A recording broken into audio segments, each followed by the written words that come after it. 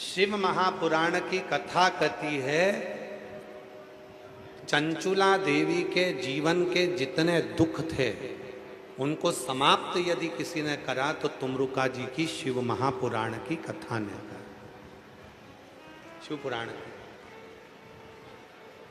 इसलिए आज भी नियम है, आज भी नियम है।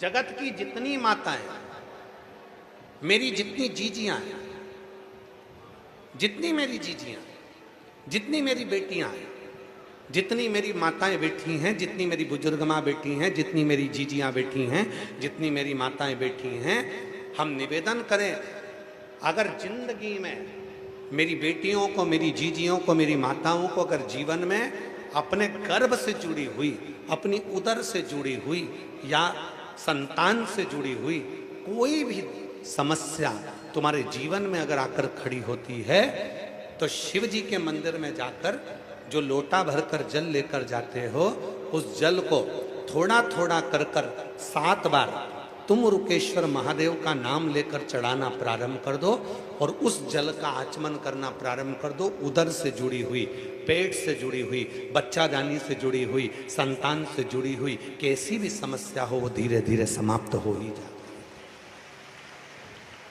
तुम रुका जी, तुम रुकेश्वर। कौन से महादेव? जम के बोलो, तुम रुकेश्वर महादेव। जम के बोलो, तुम रुकेश्वर महादेव। तुम रुका जी के नाम से।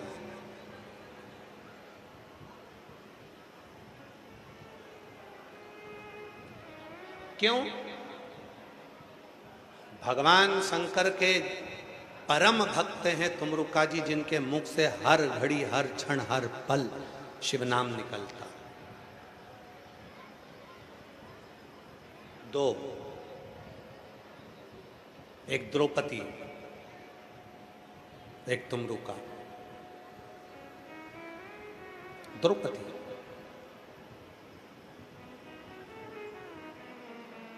एक बार हमने पहले एक बहुत सुंदर संवाद वर्णन किया था, अगर आप लोगों के स्मरण में हो तो पुनः उसका स्मरण करते हैं।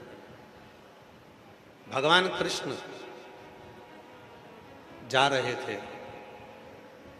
सत्यभामा जी ने पूछ लिया, द्वारकानाथ कहाँ जा रहे हो? भगवान कृष्ण ने कहा, मैं द्रौपदी के यहां जा रहा।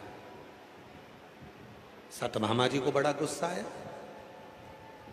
सत्यभामा जी ने कहा, बताओ, हर 15 मिनट में, आधे घंटे में, 1 घंटे में, 2 घंटे में, 24 घंटे में कम से कम 10 बार भगवान द्वारकानाथ द्रौपदी के यहां चले जाते हैं।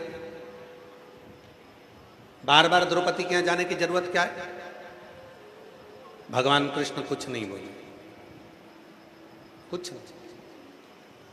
फिर रुक्मणी जी से सत्यभामा जी ने कहा कि द्वारकाधीश को हो क्या गया? जब देखो जब वो द्रौपदी के यहां भागकर चले जाते हैं। रुक्मणी जी ने कुछ नहीं कहा, पर भगवान कृष्ण के मन में आ गया कि सत्यभामा और रुक्मणी के मन में संशय है। ये दोनों के मन में संशय, और इनके संशय को मिटाना जरूरी है। भगवान कृष्ण चलते चलते बोले कि द्रौपदी के यहां मैं जा रहा हूं, क्या तुम दोनों चलती हो? इतने में रुक्मणी और सत्यभामा तो चाहती यही थी कि एक बार जाए तो सही, आखिर द्रौपदी के पास ऐसा क्या है जो भगवान द्वारकानाथ हर 24 घंटे में 10 बार द्रौपदी के यहां भागकर चले जाते हैं।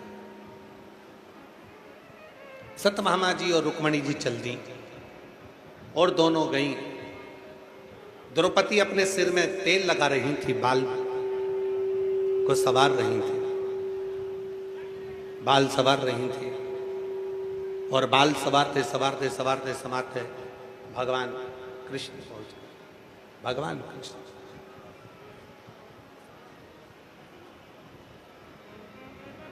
भगवान कृष्ण ने जाकर, इसको बढ़ा दो भाई थोड़ा।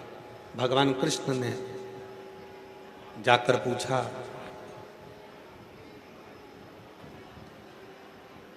द्रौपदी से, द्रौपदी क्या कर रही है?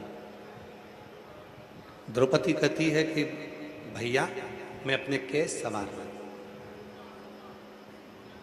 अच्छा, भगवान बोले कि द्रौपदी तुझे केस संवारने की क्या जरूरत है, तेरी भाभी होना ही है, केस ये संवार देंगे। सत्यभामा ने विचार करा इससे अच्छा मौका मुझे मिलने वाला नहीं है, आज द्रौपदी से ऐसा बदला लूंगी कि पता चल जाएगा इसको कि भाभी होती कैसी, भाभी होती कैसी।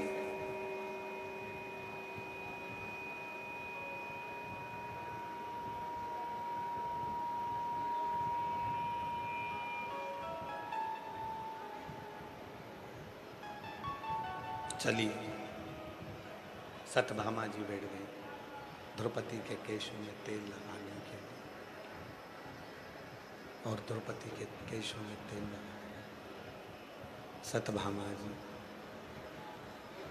द्रौपदी के केशों में तेल लगाने लगे। द्रौपदी के केशों में तेल लगाती हुई सत्यभामा जी ने उसी समय पर द्रौपदी के एक केश को खींचा। जैसे ही केश खींचा उसमें से आवाज आई, हे कृष्ण। सत्यभामा जी को समझ में नहीं आया कि आखिर बात क्या, कि मैंने बाल खींचा, मैंने केश खींचा, और केश खींचने पर उसमें से आवाज आ रही है, बाल खींचने पर उसमें से आवाज आ रही है, हे कृष्ण। समझ नहीं आ रहा ये हो कैसे, ये आखिर हुआ कैसे, ये समझ नहीं आ रहा, समझ नहीं।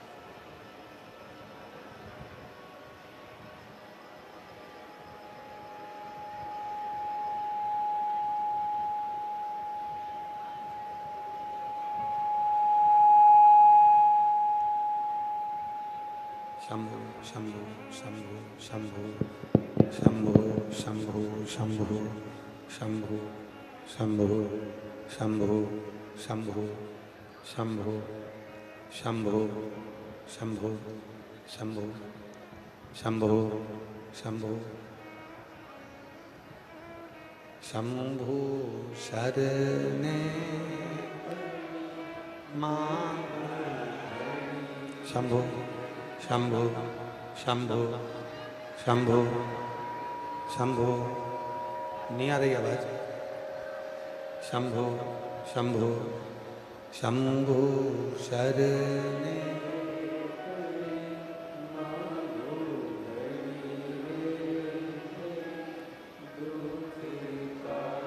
आवाज बढ़ाइए, सबकी बढ़ाओ।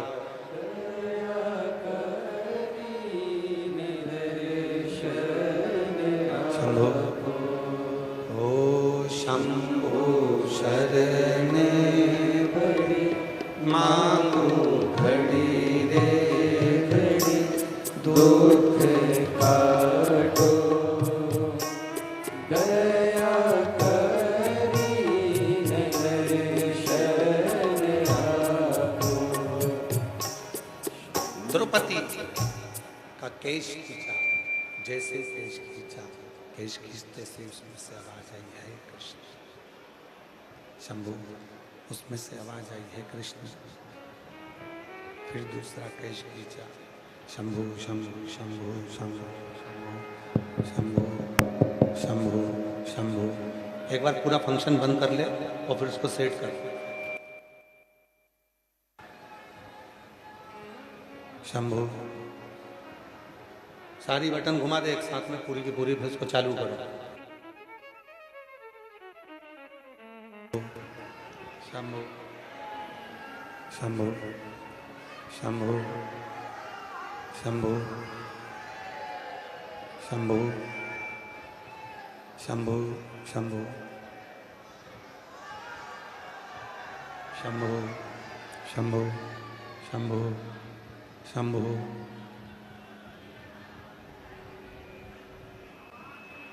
शंभु शंभु शंभु शंभु शंभु बढ़ाइए बाहर की बढ़ाओ। शंभो शंभो।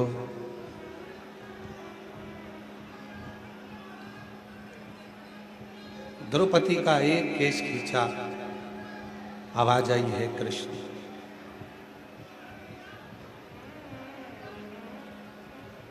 द्रौपदी का दूसरा केश खींचा, आवाज आई है कृष्ण। हे कृष्ण। सत्यभामा को समझ नहीं आया।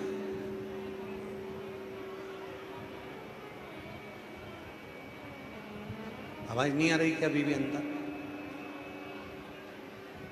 अरे भाई पंडाल की आवाज खोलिए। लोग 42-45 डिग्री टेम्परेचर में बैठे हैं, इतनी धूप में लोग खड़े हुए हैं। आप लोगों को साउंड पहले से सही करना चाहिए। शंभो शंभो। सत्यभामा को बड़ा आश्चर्य हुआ कि द्रौपदी के जितने केश खींचे जाते हैं उसमें से आवाज आती है कृष्ण।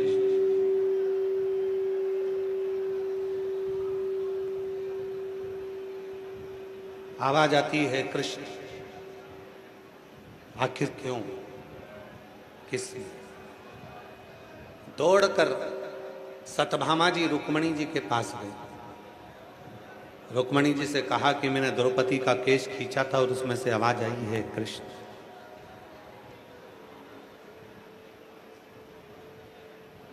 रुक्मणी जी भगवान कृष्ण के पास गए और भगवान कृष्ण से जाकर कहा, नाथ एक बात समझ में नहीं आती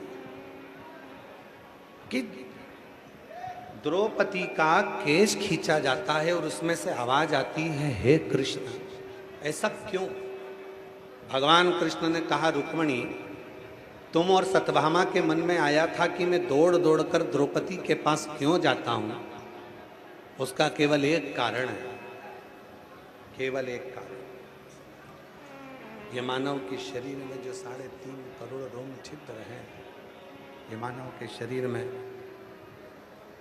ये मानव के देह में जो 3.5 करोड़ रोम छिद्र हैं, 3.5 करोड़ जो रोम छिद्र हैं, ये 3.5 करोड़ रोम छिद्र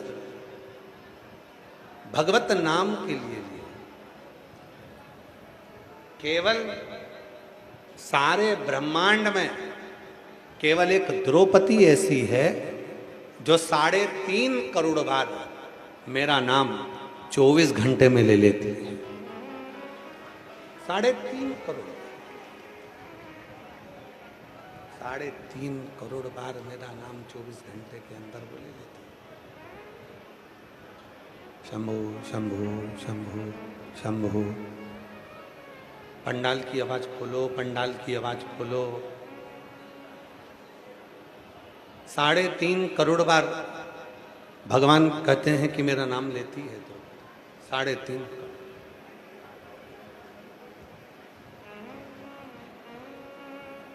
और शंभु शरण पड़े मांगो घड़ी रे घड़ी, दुख काटो दया करी दर्शन आपो।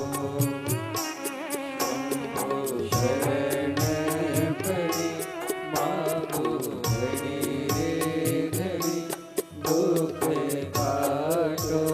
शंभु शंभु दर्शन आपो।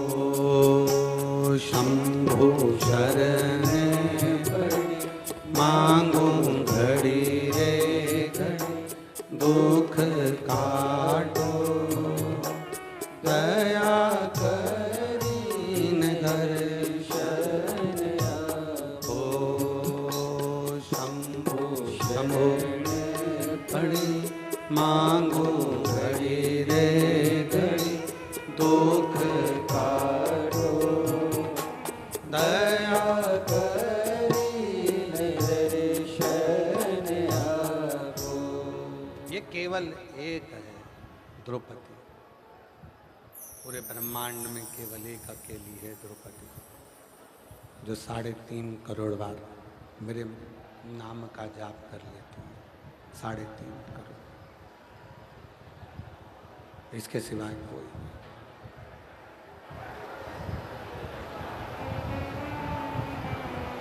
एक द्रौपदी 3.5 करोड़ बार भगवान के नाम का जाप करती है। एक तुमरुका जी जो 3.5 करोड़ बार शिव नाम का जप कर लेते, दोनों। एक द्रौपदी 3.5 करोड़ बार भगवान शंकर के नाम का जप करते। एक तुमरुका जी 3.5 करोड़ बार भगवान शंकर के नाम का जप करते, भगवान शिव के नाम का जप करते। 3.5। आप में से कोई है जो 3.5 करोड़ बार भगवान का नाम जप करता?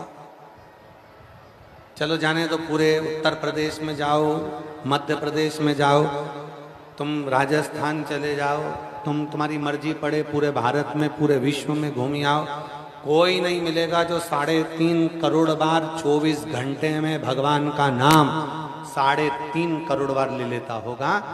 पर शिव पुराण की कथा में स्वयं तुमरुका जी नंदी से कहते हैं, नंदी जब कोई 3.5 करोड़ बार भगवान शंकर का नाम जाप नहीं कर सकता तो उसको शिव महापुराण की कथा में जाकर बैठ जाना चाहिए। जब वहां पर मंत्र का जप होता है तो 3.5 करोड़ बार ये रोम छिद्र में वो समाहित हो जाता है।